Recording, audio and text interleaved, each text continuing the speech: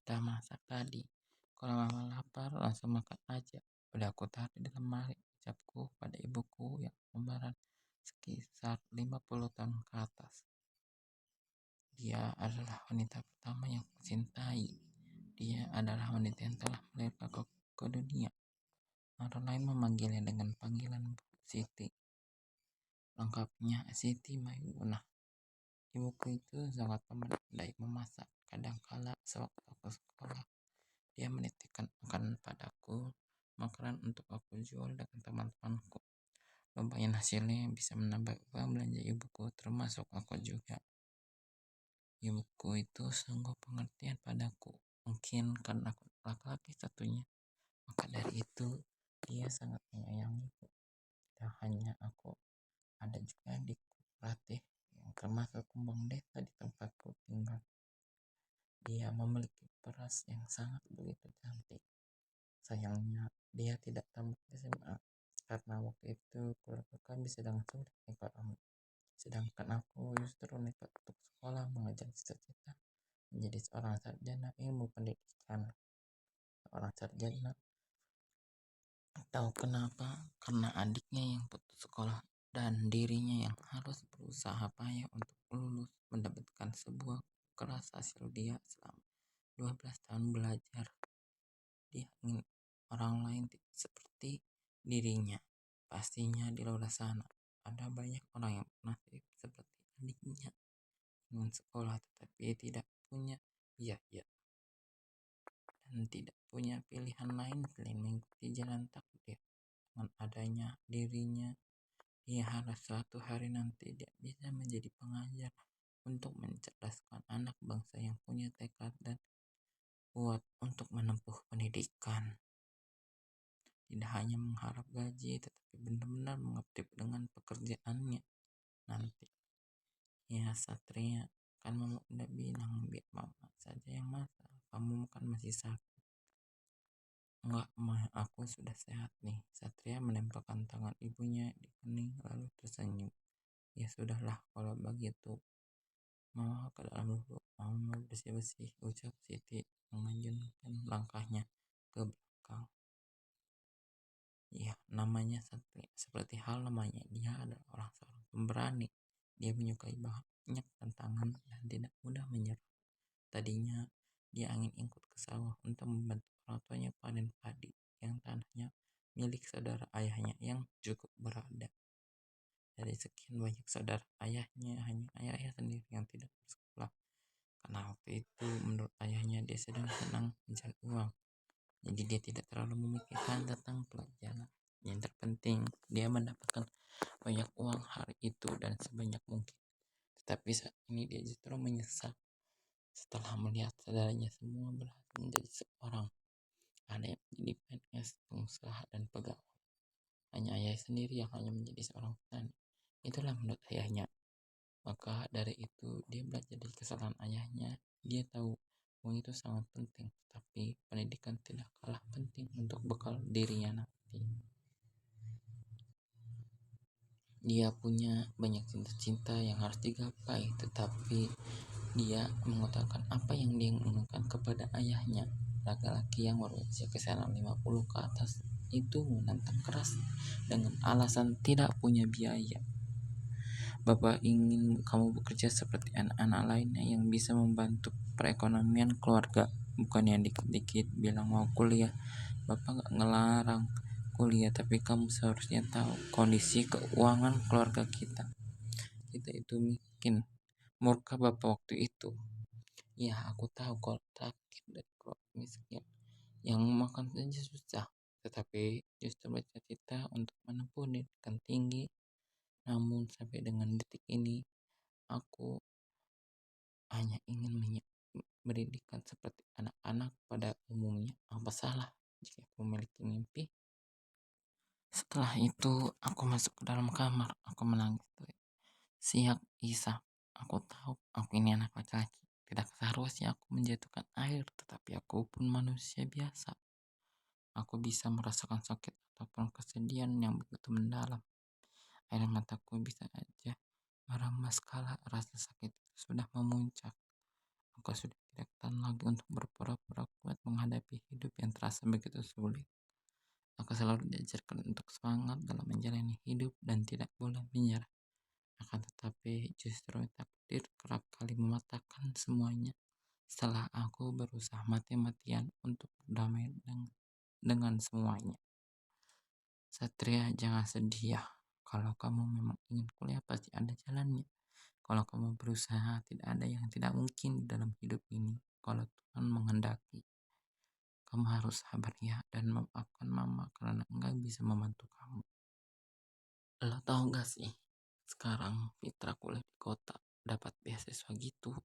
Dia di Universitas Raden Fatah, Palembang, kalau nggak salah. Dia mengambil jurusan pendidikan. Sekarang dia sudah semester 2. Kita aja yang sekarang masih begini-begini aja. Devi juga udah ke kota untuk kuliah di sana. Enak ya, mereka udah punya tujuan atau udah mau tahu jadi apa. Ekonomi mereka pun mendukung. Orang tua semuanya support cerita Tono yang awalnya begitu anitas, tetapi di ujung justru dia merasa sedih dan nasibnya sendiri yang bisa dibilang tidak beruntung. Lo jangan ngomong begitu, lo nggak tahu aja apa yang mereka alami untuk sampai ke sana. Siapa tahu mereka menyimpan banyak masalah yang kita nggak tahu apa itu. Setiap orang punya jalan yang berbeda-beda masalahnya masing-masing. Jadi nggak perlu membandingkan diri kita dengan mereka. Cukup jadikan itu motivasi untuk diri menjadi lebih baik ke depannya. Alah, lo mikir pasti hal yang sama kayak gue kan. Udahlah, ngaku aja. Itu sebenarnya lo melambung nggak jelas di sini. Ya kadang dia pun begitu, yakin dengan apa yang kamu ucapkan. Terlihat begitu dewasa, tapi belum tentu dengan tindakan mengatakan utama tindakan mengeluh kepada orang lain dan selalu bersyukur dengan apapun keadaan yang sedang dijalani. Sedangkan diri sendiri aja yang tidak teriak karena terlibat nasib. BTW, lu mereka kuliah dari mana? Lu masih komunikasi sama mereka? Tanya Satria. Maklum dia tidak memiliki handphone, maka dari itu dia terlalu tahu bagaimana kabar teman saya saat ini. Dona membuka layar handphonenya dan menunjukkan sebuah gambar di sana yang membawa semangat Satria membahas sebuah universitas yang letaknya di kota Palembang. Dia ingin sekali ke sana untuk merubah kehidupannya dan pola pikir yang kini masih terasa sempit. Fitra kuliah di sini, bagus kan? Satria mengangguk, matanya menatap sebuah gedung berwarna biru bertingkat yang seperti tinggi belum pernah dia lihat sebelumnya. Dia yang tinggal di sebuah desaan mana ada yang seperti itu, bahkan pusat pembelajaran saja tidak ada. Iya, bagus banget. Kamu nggak ada niatan untuk kuliah? Katakannya kamu mau kuliah di luar kota. Sekarang ada bukan beasiswa di sana. Barangkali rezeki kamu di sana. Ucap Tono menyerahkan lambutan Satria. Dia kembali memikirkan rencana tadinya yang sudah hilang satu malam. Gue yakin pasti berhasil di sana. Lo murid yang pintar. Sayang kalau lo kerja sebagai petani. Kalau lo kuliah mungkin lo bisa memperbaiki nasib keluarga lo jadi lebih baik lagi. Lanjut Tono kemudian pamit pergi. Aku menatap sebuah celengan yang berbentuk ayam berwarna merah. Mungkin umurnya sudah kisaran 3 tahun. Aku mendapatkan itu sewaktu aku berulang tahun. Ibuku memberikan itu sebagai bentuk hadiah untukku. Dia ingin aku menabung untuk keperluanku nanti. Dalam hati, aku berdoa sebelum memecahkan celengan ini, berharap kalau uang itu sesuai dengan apa yang aku butuhkan atau lebih. Aku mengangkat jalan itu tinggi-tinggi dan kemudian menjatuhkannya ke lantai. Suaranya terdengar sedikitnya nih, bibirku mengambang saat melihat beberapa uang kertas dan receh yang bercampur aduk menjadi satu. Aku segera duduk dan mengumpulkan uang itu menjadi satu. Kemudian dan menghitungnya. Tidak banyak jika ditotalkan, mungkin hanya 20 lembar uang merah. Tapi aku sangat senang karena itu hasil dari uang menabungku selama ini. Aku tidak tahu apa ini cukup ataupun tidak. Aku hanya berharap semoga ini bisa menjadi jalanku untuk menuju kesuksesan nantinya.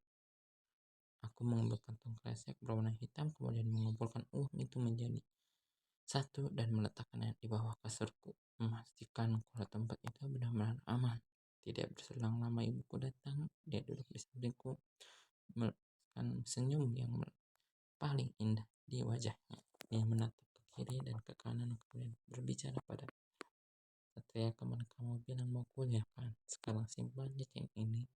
Mama gak punya apapun selain ini. Mama harap kamu bisa memanfaatkan ini sebaik mungkin.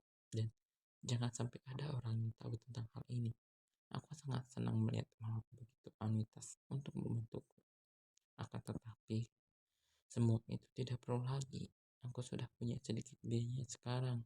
Nantinya aku bisa mencari tambahan di tempat lain. Aku bisa bekerja seperti Tono, menjadi kulit di panggung pot. Aku kembali menyerahkan cincin itu ke tangannya. Dia menatapku heran seolah-olah ingin bertanya kenapa menolak hal itu. Mama gak perlu kasih ini ke aku. Mama simpan aja untuk keperluan kita nantinya. Tolakku. Kenapa? Apa kamu tidak mau kuliah lagi sekarang? Lihat wajah mama terlihat begitu sedih. Aku bisa melihat itu dengan jelas sekarang. Enggak, Ma. Aku bukan yang gak mau kuliah. Tapi aku sudah punya sedikit tenang untuk mendaftar nantinya. Cukup untuk pendaftaran aku dan sedikit kemudian mengeluarkan kantong kresek. Aku menunjukkan kepada mama tentang uang yang aku punya. Kalau begitu, mama nggak tahu kamu menyimpan uang sebanyak ini. Tapi tetap saja, gunakan cincin ini untuk tambah-tambah kamu nanti. Kamu bisa kembalikan di saat kamu sudah sukses nanti. Mama percaya kamu bisa. Mama percaya kamu mampu. Kamu nggak akan bikin kecewa. Air mataku jatuh begitu saja. Aku memeluk mama di dalam hati. Aku bertekad, jika nantinya aku sudah sukses, aku tidak akan pernah melupakan hari ini.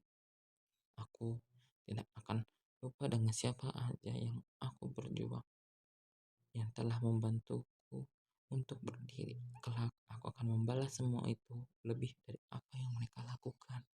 Terima kasih Mama, engkau adalah satu-satu orang yang mendukung cita-cita di atas ketidakmungkinan ini. Kamu tidak pernah berkata untuk menyerah kepada keadaan. Kamu juga yang menguatkan aku di saat jatuh. Tanpa Mama, aku tidak akan bisa sekuat ini. Sekian, terima kasih. Nah, kan tiba waktu kau harus tentukan jalanmu yang mungkin tak searah dan indah.